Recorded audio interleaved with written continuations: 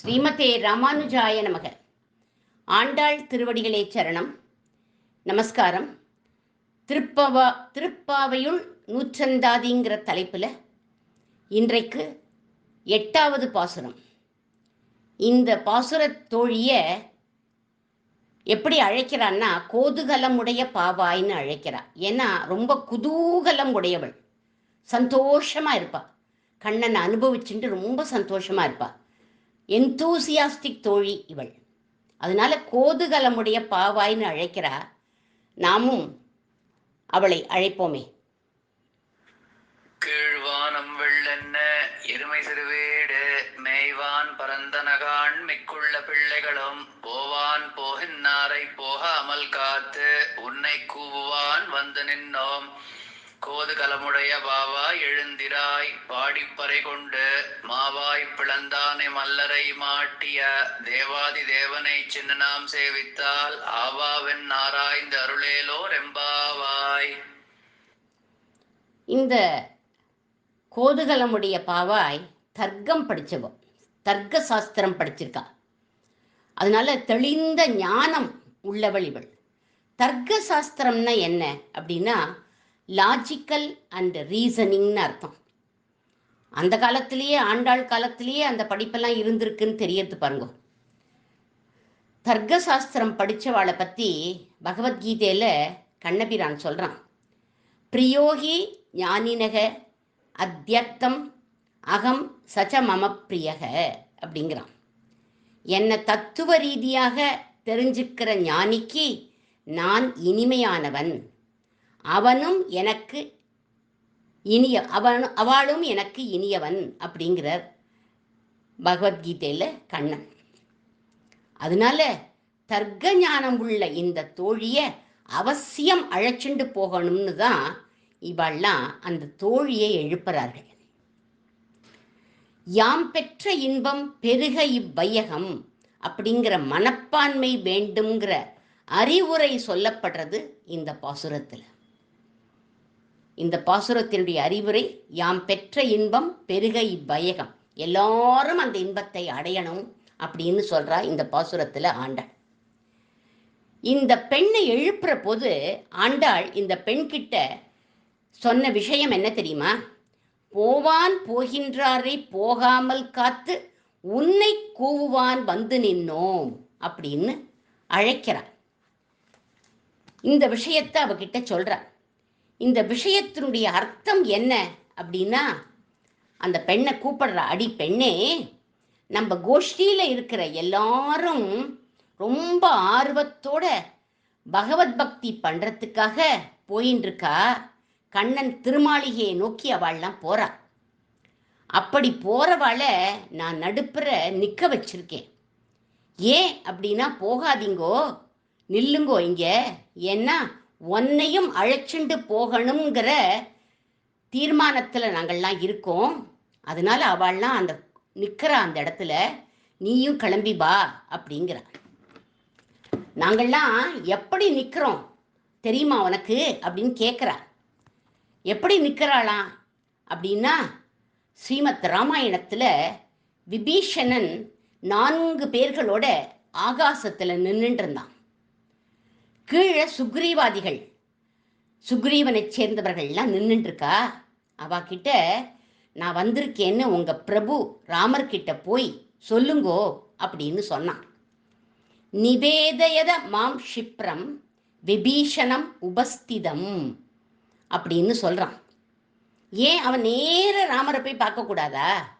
ஏன் இவாக்கிட்ட சொல்கிறான்? மாம் க்ஷிப்ரம்ங்கிறான். அதாவது உடனேயே போய் நீங்கள் உங்கள் பிரபு கிட்ட சொல்லுங்கோ, ராமனிடத்தில் என்னை சமர்ப்பியுங்கோ அப்படின்னு அவளை போய் சொல்கிறான். அவள்கிட்ட கெஞ்சுறான். ஏன்னா பாகவதர்களை முன்னிட்டு போனாதான் போகணும் அப்படிங்கிறதுக்காக. ஏன்னா இவாள்லாம் யாரு? பிரபு ராமரை ஆசிரியிச்சவர்கள். அதனால இவாள்லாம் ராமருடைய பக்தர்கள். அதனால இந்த பாகவதர்களை முன்னிட்டு போகணும் அப்படிங்கிறதுக்காக அவா கிட்ட சொல்றார். நிவேதயத மாம் க்ஷிப்ரம் விபீஷணம் உபஸ்திதம் அப்படிங்கிறார். அவா கிட்ட மாம் க்ஷிப்ரம், சீக்கிரமே போங்கோ, என்னை நான் சமர்ப்பிக்கணும், சீக்கிரம் போய் சொல்லுங்கோ அப்படின்னு சொன்னார். அந்த மாதிரி நாங்களும், நீ பாகவத பெண், அதனால உன்னையும் அழைச்சிண்டு போய் நோன்பு நோற்கணுங்கிற ஆசைமா எங்களுக்கெல்லாம். ஏன்னா நாம போய் அனுபவிக்கும் பதார்த்தம் மிகவும் போக்கியமான பதார்த்தம். எந்த பதார்த்தம்? கண்ணனை அனுபவிக்க போறோம். அந்த பதார்த்தம் போக்கியமான பதார்த்தம். அப்பேற்பட்ட அந்த போக்கியமான பதார்த்தத்தை ஏகஸ்வாத்து ந புஞ்சித்துன்னு சொல்லுவா, இனியது தனி அருந்தேல்னு சொல்லுவா. அதனால போக்கியமான பதார்த்தத்தை ஒண்டியா தட்டிண்டு போறது நியாயம் இல்லை. எல்லோரோடும் சேர்ந்து அனுபவிக்கணும், கூடியிருந்து குளிரணும். நமக்கு என்ன இன்பம் கிடைக்கிறதோ அது எல்லாருக்கும் கிடைக்கணுங்கிற எண்ணம் வேணும். இதுதான் சிறந்த பாகவத லட்சணம் அப்படின்னு சொல்றா ஆண்டாள். இந்த இடத்துல, இந்த பாசுரத்துல, இந்த இடத்துல சிறந்த பாகவத லட்சணத்தை சொல்றா நம்ம ஆண்டாள். சின்ன குழந்தைகளா இருந்தாலும் அவ பகவத் பக்தி பண்ணினா அவளையும் மதிக்கும் பாகவத லட்சணம் உள்ளவர் யாரு? நம் சுவாமி ராமானுஜர். இதுக்கு ஒரு சின்ன சம்பவத்தை சொல்வா நம்முடைய பூர்வர்கள்லாம். ஒரு தடவை ஸ்ரீரங்கத்துல திருவீதி உலா வந்துட்டு இருக்கார் நம் ராமானுஜர். குழந்தைகள்லாம் கொள்ளிடக்கரையில விளையாடின்னு இருக்குகள். சாயங்கால வேளை. இன்றைய காலகட்டம் மாதிரி கிரிக்கெட் ஆடுறது, ஃபுட்பால் ஆடுறது இதெல்லாம் ஆடமாட்டா அவள்லாம். நம்பெருமாளை தரிசனம் பண்ணி பண்ணி அவர் பேர்ல பக்தி உடைய குழந்தைகள் இந்த குழந்தைகள் எல்லாமா சேர்ந்து ஓரத்துல மண்ணை குமிச்சுதுகள். ஒரு பெரிய கோபுரம் மாதிரி கட்டித்துகள். இது தாண்டா நம்ம பெரிய பெருமாளுடைய கோவில் அப்படின்னு சொல்லித்துகள். அதுக்கு முன்னாடி ஒரு குச்சியை வச்சு ஒரு கோட்டை கிழிச்சார்கள், கோடு வரைஞ்சார்கள். கோட்டை காமிச்சு, இவர் தாண்டா நம்ம பெரிய பெருமாள் சயனிச்சுன்னு இருக்கார் அப்படின்னு சொன்னான் ஒரு பையன். அதுக்கப்புறம் இன்னொரு பையன் சொன்னான், சரிடா எல்லாம் ஆயிடுத்து, இப்போ நம்மெல்லாம் கோஷ்டி சேவிக்கலாம் அப்படின்னு சொல்லித்துகள். அதுக்காக என்ன பண்ணித்துகள், ஒவ்வொரு பையங்களையும் தயாரா நிற்க வச்சுடுத்துகள். ஒரு பையனை சொல்லித்து நீ தான் ராமானுஜர், இன்னொரு பையனை சொல்லித்து நீங்க பட்டர், இன்னொரு பையனை மணியக்காரர், இப்படின்னு ஒவ்வொருத்தருக்கும் அவ இந்த பேரை சொல்லி நாங்கள்லாம் கூப்பிடுவோம். அப்போ நீ வந்து வாங்கிக்கணும் பிரசாதம்னு அவளெல்லாம் அந்தந்த இடத்துல எங்கே நிற்க வைப்பாளோ அந்த மாதிரி இதுகள் நிற்க வச்சுடுத்துகள். அப்படி விளையாடுறதுகள். எல்லா குழந்தைகளும் தயாராக காத்துண்டு நிற்கிறா. இது அத்தனையும் வீதி உலா வந்துட்டு இருக்கிற ராமானுஜர் ஏக்கமாக பார்க்கிறார். அச்சோடி, இந்த குழந்தைகள்லாம் கூட நம்ம ரங்கனை வச்சு விளையாடுறதுகளே, நம்மளையும் இதுகள் சேர்த்துண்டா தேவலையே அப்படின்னு மனசுக்குள்ள நினைச்சுண்டு வேடிக்கை பார்த்துட்டு இருக்காராம் அவர். அந்த சமயம் ஒரு குழந்தை என்ன பண்ணித்துன்னா, அருளப்பாடு அப்படின்னு கோஷ்டி சேவிக்கிறது. அருளப்பாடுன்னு சொல்லும். ஒவ்வொருத்தர் பேரையா கோவில்ல எப்படி சொல்லுவாளோ அந்த மாதிரி சொல்றது. அதுக்குன்னு நின்றுட்டு இந்த குழந்தைகள் வந்து அந்த பிரசாதத்தை வாங்கிட்டு போறதுகள். கடைசியா ஜோரா சத்தமா உடையவர் எம்பெருமானார் திருப்பாவைச்சியர் பாஷ்யக்காரர் சுவாமி ராமானுஜர் அருளப்பாடு அப்படின்னு சொல்லிடுத்து. கொஞ்சம் தள்ளி நின்றுட்டு இருந்த நம்ம ராமானுஜர் என்ன பண்ணார், நாயந்தே நாயந்தே அடியேன் அடியேன்னு சொல்லிட்டு போய் தன்னுடைய உத்திரியத்துல அதுகள் கொடுத்த மண் பிரசாதத்தை சுவீகரிச்சுட்டார். ராமானுஜனா நின்றுட்டு இருக்கே ஒரு குழந்தை, அதுக்கு ஒண்ணுமே புரியல. அது மொழின்னு முழிக்கிறது, போய் பிரசாதத்தை வாங்கிக்கிறதா வேண்டாமான்னு அதுக்கு ஒண்ணுமே புரியல. எத்திராஜரை இந்த குழந்தைகள் எதிர்பார்க்கவே இல்லை. எல்லாம் குஷியில துள்ளி குதிக்கிறதுகள். ஏய் நம்ம ராமானுஜர் தாண்டா அப்படின்னு ஒண்ணுக்கொன்னு சொல்லிட்டு சந்தோஷமா குதிக்கிறதுகள் எல்லாம். வேற யாராவது எதிகள் கிட்ட போய் இப்படி விளையாடினா அவள்லாம் சபிச்சுடுவா. உடனே குழந்தைகள் என்ன பண்ணித்து தெரியுமா, சடாரி அப்படின்னு ஏதோ ஒரு கல்லை வச்சுண்டு சாதிக்கிறதுகள். அதையும் நம் ராமானுஜர் குனிஞ்சு வாங்கிக்கிறார். பக்கத்துல நின்றுட்டு இருந்த அவருடைய சிஷ்யர்கள்லாம் கேட்டா, மண் பிரசாதத்தை போய் வாங்கிக்கிறீளே, சடாரின்னு கல்லை கொண்டு போய் சமர்ப்பிக்கிறாள், உங்க மேல வைக்கிறாளே, இப்படி வாங்கிக்கிறீளே அப்படின்னு எல்லாரும் கேட்டா, அதுக்கு ஆழ்வார் பாசுரத்தை இதில் பாடி இருக்காரே அப்படின்னு ஆழ்வார் பாசுரத்தை சொல்றார் ராமானுஜர். என்ன பாடியிருக்கார்? தமர் உகந்தது எவ்வுருவம் அவ்வுருவம் தானே, அவ்வண்ணம் ஆழியான் காட்சி கொடுப்பான் அப்படின்னு அவர் பாடியிருக்காரே.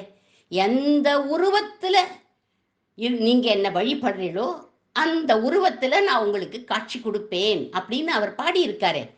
அதனால இந்த குழந்தைகள் ஒரு கோடு போட்டு ரங்கராஜன்னு சொல்லித்துகள் இல்லையா? அதனால ரங்கன் சயனிச்சுட்டு இருக்கான், அவன் முன்னாடி கொடுத்த பிரசாதமும் சத்தியம், அதனால வாங்கிட்டேன் அப்படின்னு சொன்னார் ராமானுஜர். இப்படி பாகவத லட்சணத்தை காண்பிச்சார் நம் ராமானுஜர். இப்பேற்பட்ட ராமானுஜர் ஒரு குணக்குன்று அப்படின்னு பாடுறார் அமுதனார் ஒரு நூற்றந்தாதி பாசுரத்தில்.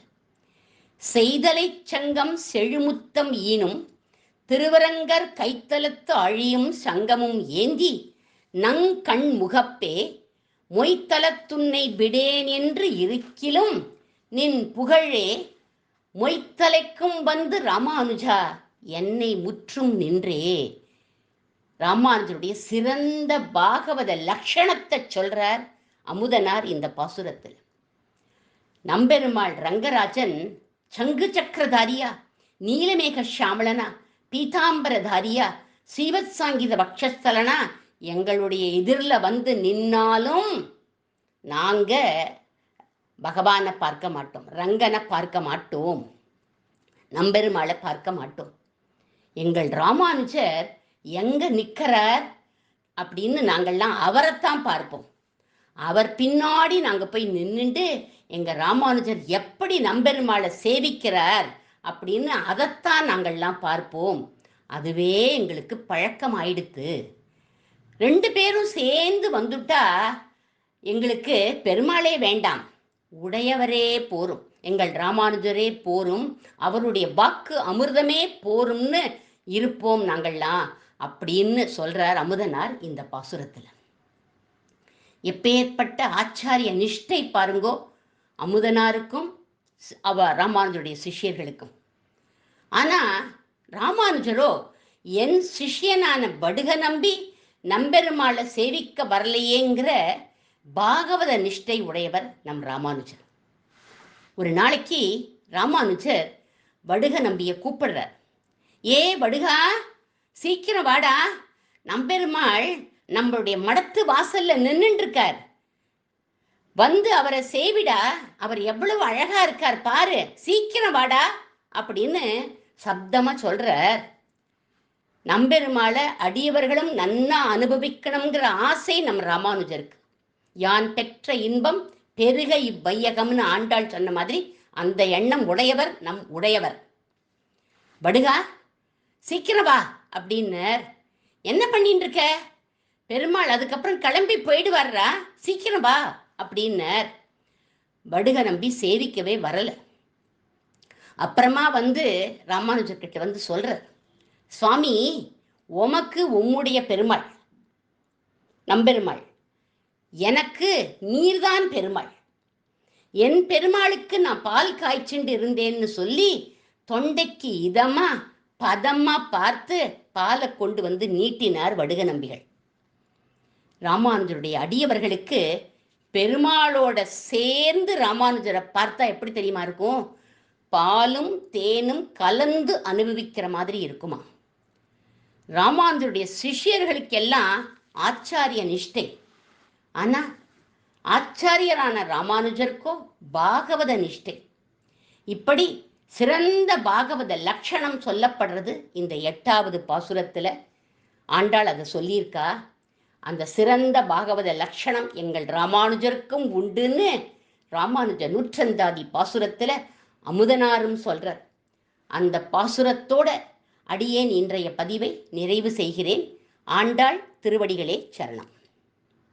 செய்த்தலை சங்கம் செழுமுத்த மீனும் திருவரங்கர் கைத்தலத்தாழியும் சங்கமும் ஏந்தி நங்கண் முகப்பே மொய்த்தலை துன்னை விடேனென்றிருக்கிலும் நின் புகழே மொய்த்தலைக்கும் வந்து இராமானுசா என்னை முற்றும் நின்றே.